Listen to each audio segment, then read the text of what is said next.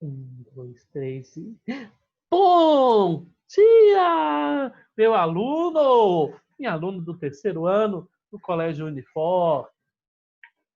Vamos começar, então, a aula de hoje, aula do dia 26 de junho. E a aula do dia 26 de junho,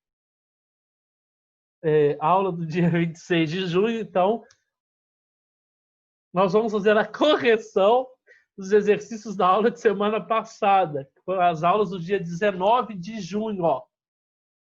Tá? As aulas do dia 19 de junho. Então, são exercícios simples, são exercícios complementares. Exercícios complementares. Ai, gente, eu não posso ficar lendo nome, não, gente. Oh, meu Deus do céu. Tem gente falando coisa lá no bate-papo, eu não tô podendo entender o que vocês estão dizendo, porque agora eu vou focar aqui na tarefa, tá? Então, ai, vocês são muito engraçados. Nossa, saudade demais de vocês. Eu tô meio perdido com esses tantos de nomes, né? Que vocês colocaram. Então, vamos começar, então? Eu coloquei 3 exercícios para vocês. Só um exercício só para a gente complementar um pouco do estudo daquilo que caiu no simulado, né? No primeiro simulado de vocês. Alguém poderia ler para mim? Na qual eu não poderia pronunciar o nome? Ô, Amin, só vou ler se você pronunciar. Qual que é o seu nome? Descubra. Ah, não. Então pode deixar que eu leio. Meu aí. Porque vai ficar gravado, vai pro Twitter. Eu não posso ficar falando essas palavras, esse nome de vocês. Já vai estar escrito ali, né? Ó, ali na gravação. Então vamos lá. Questão 1. É uma questão da filosofia, então, do filósofo John Locke. Né? Eu não posso... eu não vou falar, né, quem é John Locke, senão já vai contar a resposta de cara, né? Se fosse adequado incomodá-lo com a história deste ensaio, deveria dizer-lhe que 5 ou 6 amigos reunidos em meu quarto e discorrendo acerca de assunto bem remoto do presente, ficaram perplexos devido às dificuldades que surgiram de todos os lados. Após termos, por certo tempo, nos confundido, sem nos aproximarmos de nenhuma solução acerca das dúvidas que nos tinham deixado perplexos, surgiu em meus pensamentos que seguimos o caminho errado. E, antes de nós nos iniciarmos em pesquisas dessa natureza, seria necessário examinar nossas próprias habilidades e averiguar quais objetos são e quais não são adequados para serem tratados por nossos entendimentos. Então, eles estão dizendo, o John Locke está querendo dizer que como se fosse num quarto, né, numa sala de reunião, eles estão aqui conversando. Eu tirei minha blusa, ou eu estava sem a blusa do xadrez. Eu acho que eu tirei ela, eu nem lembro se eu coloquei ela. Então, o John Locke, ele fala que a partir de uma conversa entre pessoas, eles percebem que existia um erro na forma de conhecer, né? E aí, nós sabemos que, no primeiro momento, toda a corrente, né, existente era uma corrente racionalista. Né? Todos acreditavam, então, que as ideias advinham do pensamento. Né? O conhecimento vinha através das ideias. Né? E aí, a pergunta é, qual corrente filosófica pertenceu a John Locke? O empirismo, que ele vai afirmar que os conhecimentos advêm da experiência, da metafísica. Né? O que é metafísica? São alguns elementos que estão... Boa! Você quer olho gordo? Personeira, hein? Fora da realidade física, da realidade presente, né? Da realidade física, como o céu, como o inferno, como Deus, como alguns outros elementos metafísicos, né? Ele pertencia à corrente metafísica, ele é um estoico que acreditava que todas as coisas eram organizadas e preparadas pelo um ser maior, por uma capacidade racional chamada microcosmo, e que nós, para a gente chegar à ataraxia, nós vimos então que é acreditar e aceitar que tudo está acontecendo, né? Ele é da corrente existencialista, né? Que veio mostrar para o homem o caminho de uma existência real e concreta. Ele era da teoria crítica. Teoria crítica, então, são os filósofos da linguagem, né? Qual a filosofia que o nosso filósofo John Locke pertencia? Qual a resposta vocês colocaram?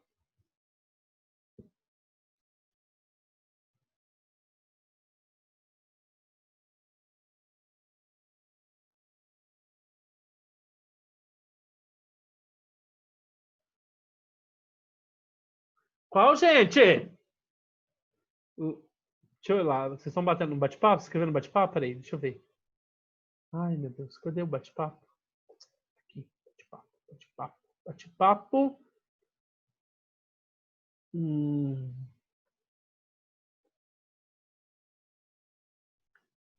Vamos ver. Ninguém respondeu? Então, a resposta certa... Resposta certa seria a resposta A.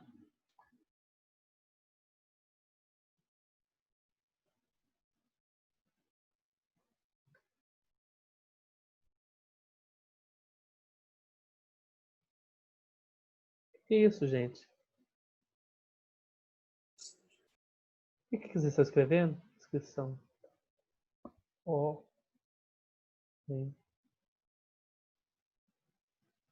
Nossa senhora. Nossa, que ideia é essa que vocês estão colocando aqui?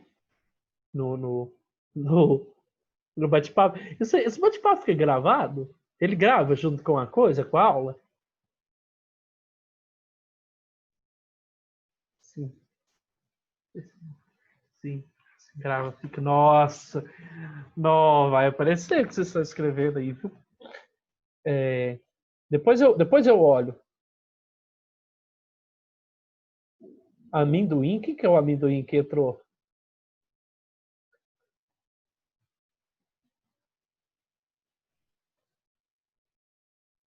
Ai, gente, vocês estão fazendo eu desconcentrar aqui. Vamos para. Então, a resposta certa é o.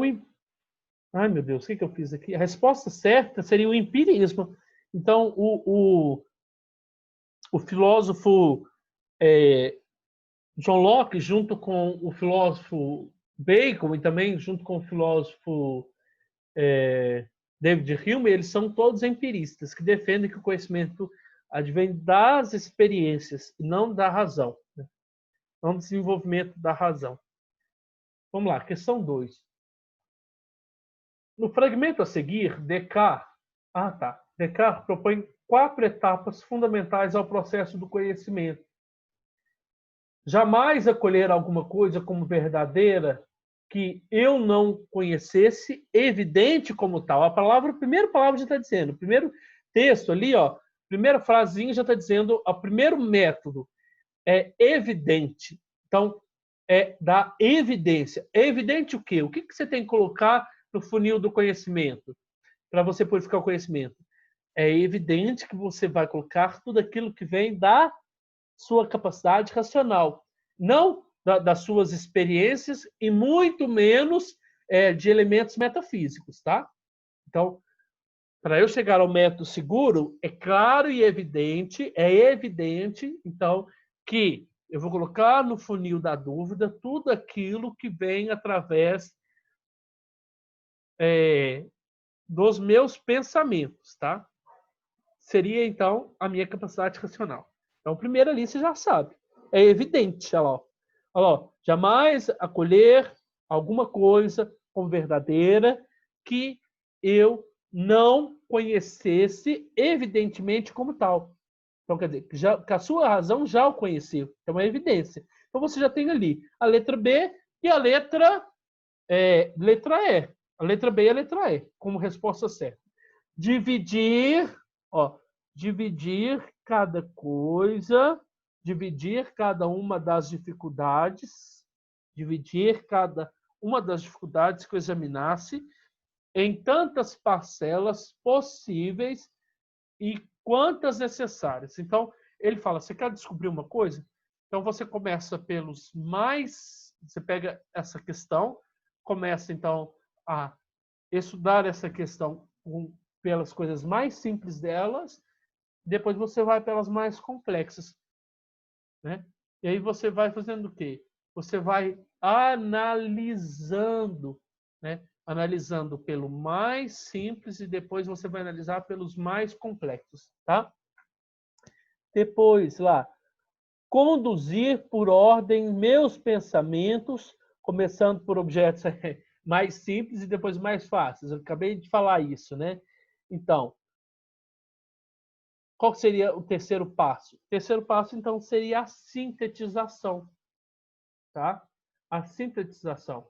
Então, primeiro você pega aquele pensamento, evidente que vai vir do seu pensamento, do seu conhecimento, depois você vai analisar como? Dividindo. Depois que você fazer o estudo, você vai sintetizar, quer dizer, você vai concluir e no final você vai, como se fosse fazer um controle, uma enumeração, de saber se você conseguiu entender tudo aquilo. Se você não conseguiu entender tudo aquilo, por exemplo, a gente usa muito isso na matemática, a gente volta e começa tudo de novo, né?